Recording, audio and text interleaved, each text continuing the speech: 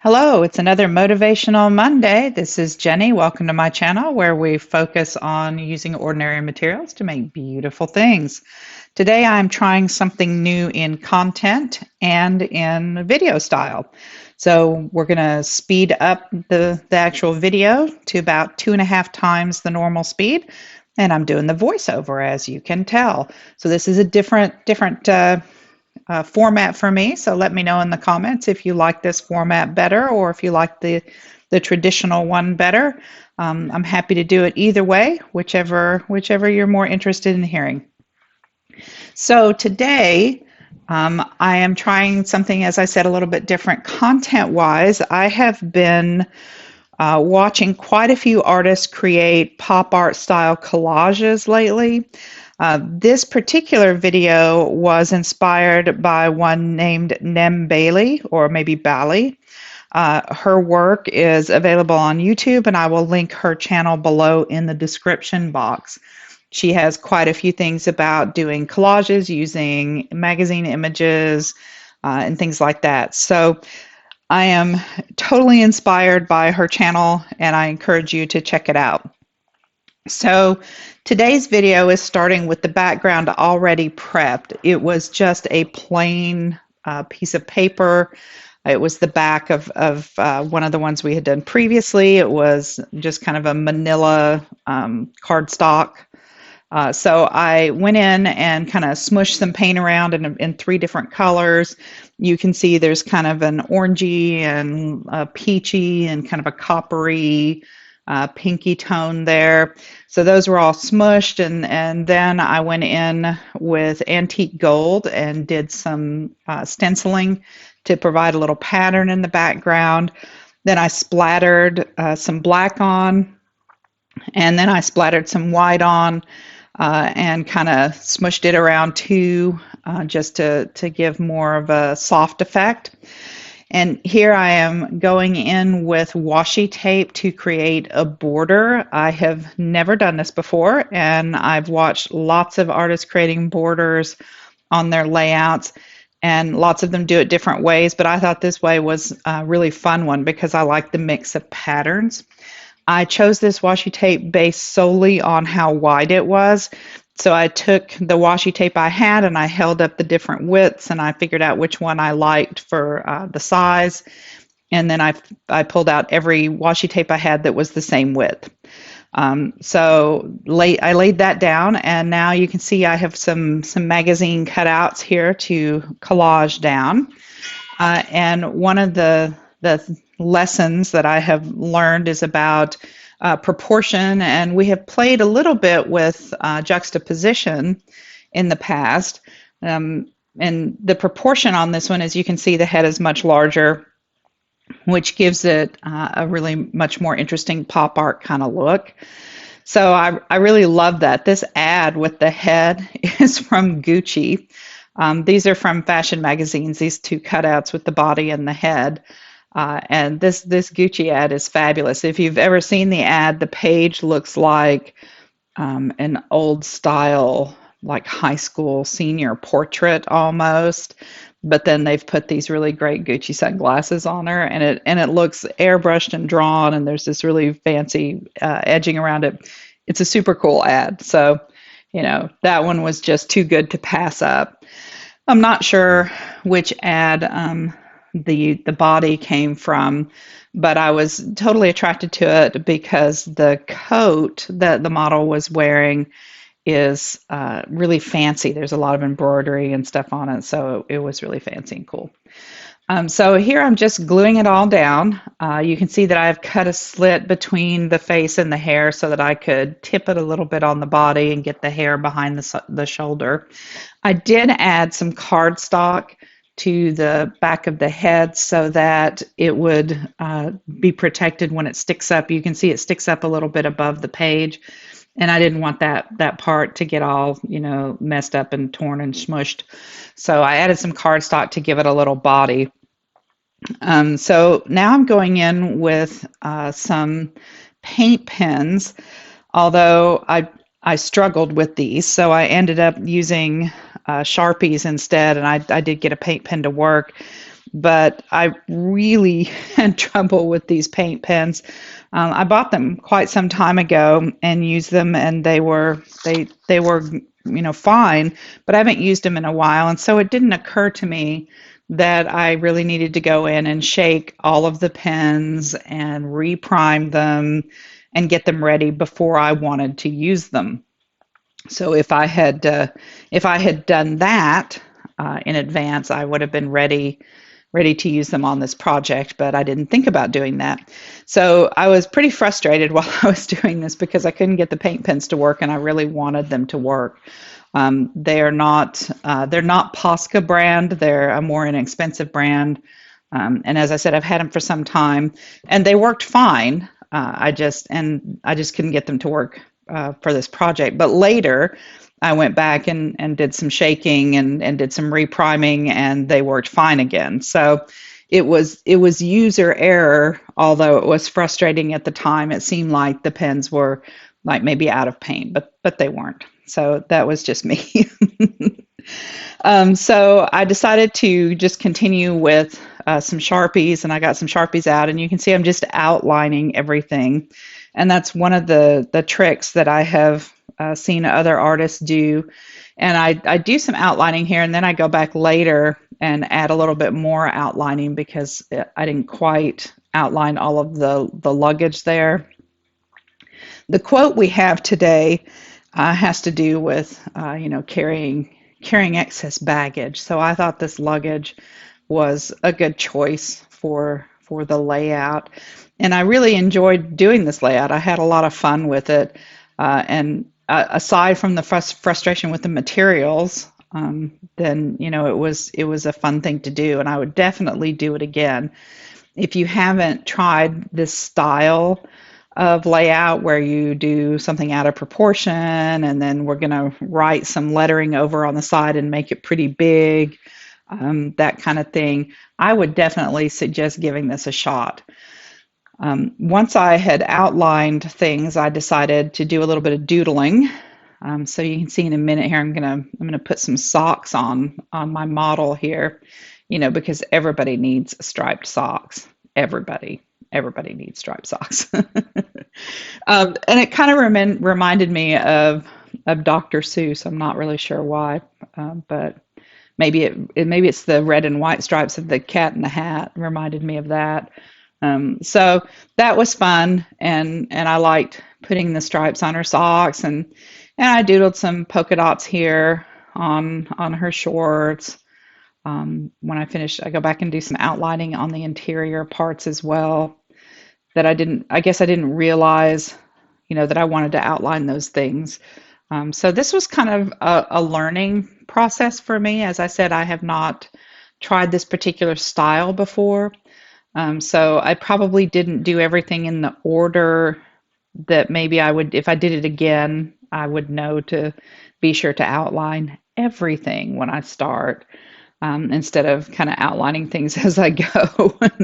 And then, so I outline stuff and then I do some decoration and then I outline stuff and do some decoration, which, there's no right or wrong. It doesn't have to go in any particular order, but it probably would have made more sense, to outline it all at once and be done with that.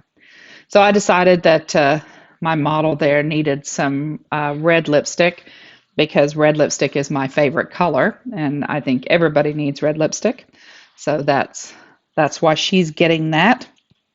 And then I'm going to color some of those socks in here. I think, maybe in a minute. As I said, I kept swapping back and forth between outlining and adding doodles. I tried a gold kind of Sharpie here on her hair, and you could see it in person, but it doesn't really show on the camera at all. And it didn't show up very much in person. So later I'm going to go back and use a black Sharpie on that, just to add a little more oomph to her hair. I think I probably would have maybe, doodled in some sunglasses or something like that if she hadn't already had on those absolutely fabulous shades. So which is the whole reason I picked that image. Just love those shades. Not that I could ever afford Gucci shades, but those are pretty awesome, you know. I don't know if you guys remember a few weeks back we did that layout that had those shoes with like the fire coming off the fire motif coming off the back. They were super high heels and strappy, and they had these like flames coming off the back around the ankle, you know. It's like those. Those are just fabulous. I would never wear them, but they were fabulous. And that's how I feel about these sunglasses. I could never have them, but they're fabulous. So here I have gotten one of the paint pens to work. I had one that I had bought that was not part of the larger set, and I had bought one in white previously to use, and so I got it to work off and on. So I used it in different places, and when I couldn't get it to work and I didn't feel like it was going fast enough, it was frustrating me. I pulled out a white Stabilo that I used for some of the things when I started on the lettering. I used it a little bit for the highlights, and then later, after I got the paint pen to work, I went back and went over it with the paint pen. So I just kind of kept switching back and forth between whatever things I could get to work. Now, here I had gotten the paint pen to work on those polka dots on that luggage, and I thought I would dry it, so I used my heat gun to do that, my heating tool, but I didn't do a very good job of drying it because in just a minute I'm going to lay my hand on it and smear it. So this was kind of a comedy of errors with the things that I did wrong. But it's okay because it's an art journal. It's a junk journal. It doesn't have to be perfect. That's the beauty of this kind of thing. When you try something new and you try materials you haven't used, or you haven't used them in a while, it's a learning curve, and that's okay. It's okay to have mistakes. You can always do something to fix them. So you can see I just looked at my hand and realized that those were not dry. So I went back and did a little more drying on them and kind of blotted them a little bit. And then to clean up where I had smeared, I went in with a black Sharpie and went around the white polka dots, which actually I decided I really liked even better. And then I did a little more outlining on the suitcase. So I made a mistake smearing the polka dots, but I liked the fix for the mistake better than I liked it without the fix. So, Bob Ross used to say that, it was just a happy accident. There were no mistakes. It was just a happy accident. And, that's kind of how this went. So things would go wrong, and I would try to figure out how to fix it. And in the end, I liked it better. So now I'm putting in our quote, and I am trying to just kind of fill the space.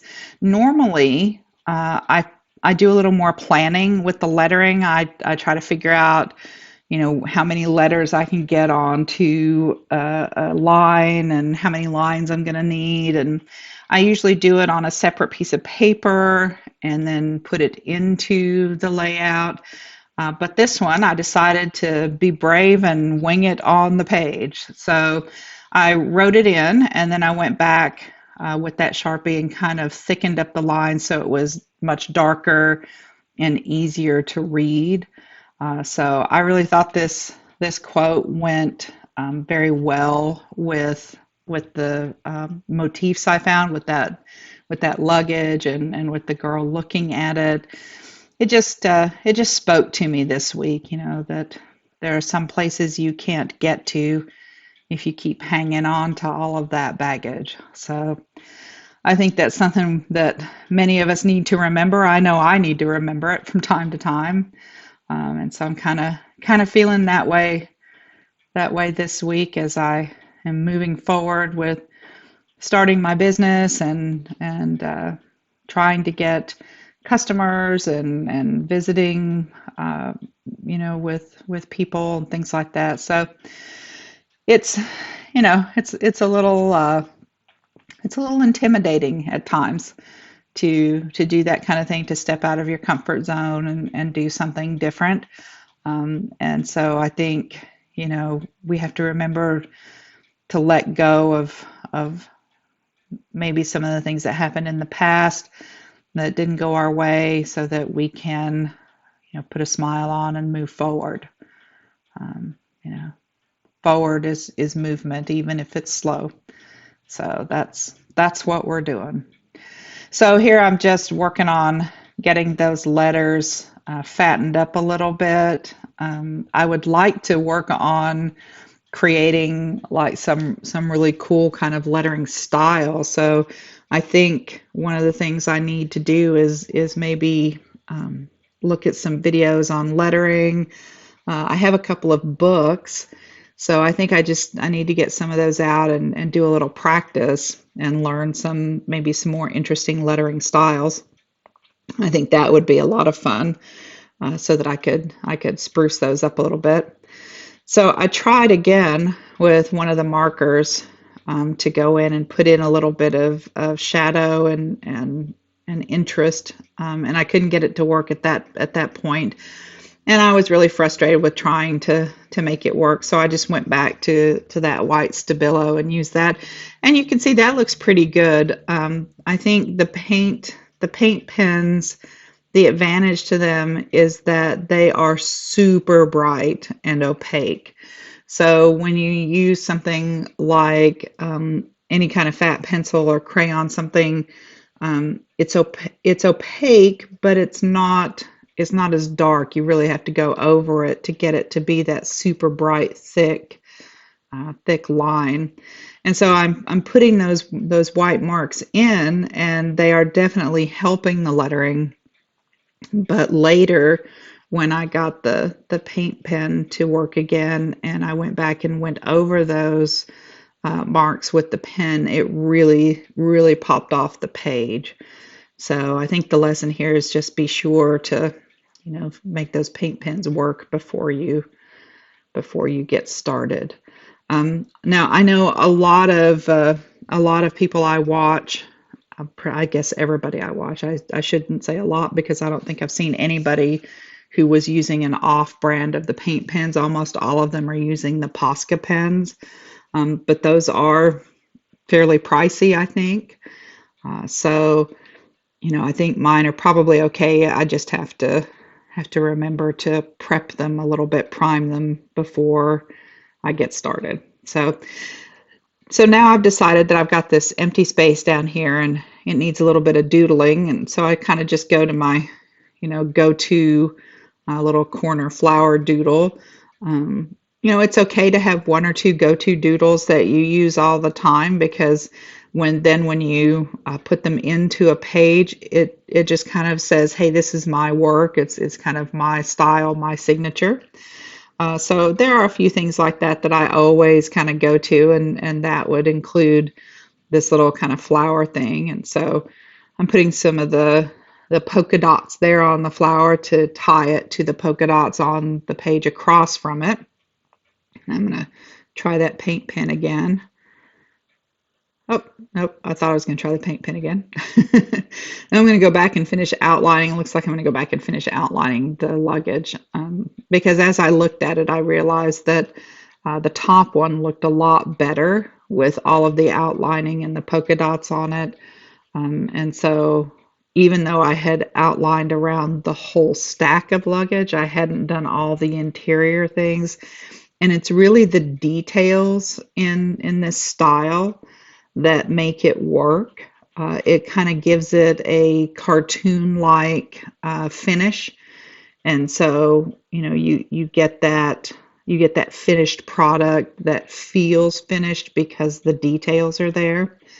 And so I'm just going back and adding some details here, and then I'll be going back over and doing a little bit more on that flower over there.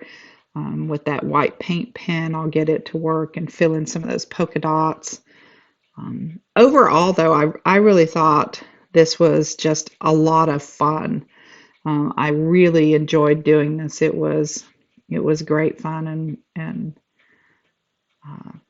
it was just cool. So I hope I hope you will give this style a try because I really think you'll enjoy it. So here we are back with the paint pens. Finally got them to work. So as I'm finishing this up, I just want to thank you for watching. I really appreciate those of you who are checking in on a weekly basis. I put out videos 2 to 3 times a week, usually at least on Monday with the Motivational Mondays and on Thursday with a second one, sometimes Saturday. I hope you will check out any of the links at the end. Until next time, use what you have to make your life more beautiful. Bye.